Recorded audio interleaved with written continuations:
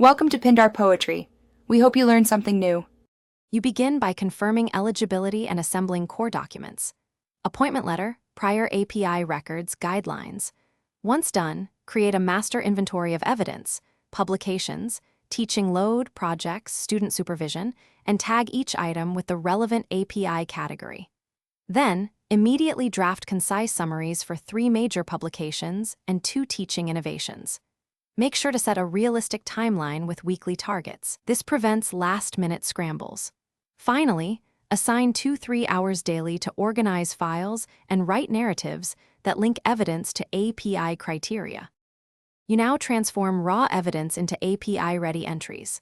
Start by quantifying everything: pages written, teaching hours, student supervised, grant amounts, citation counts, and map each metric to the correct API subcategory.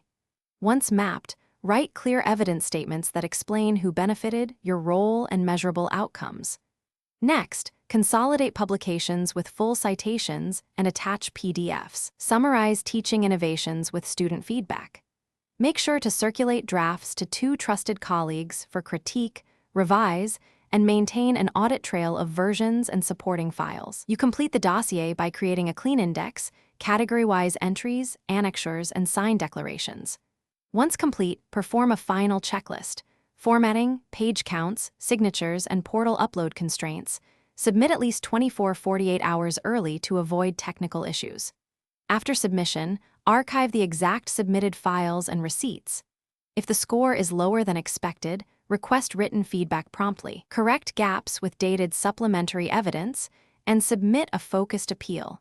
This single step often reverses avoidable downgrades when you address missing documentation directly. Thanks for watching. Consider subscribing if we helped you.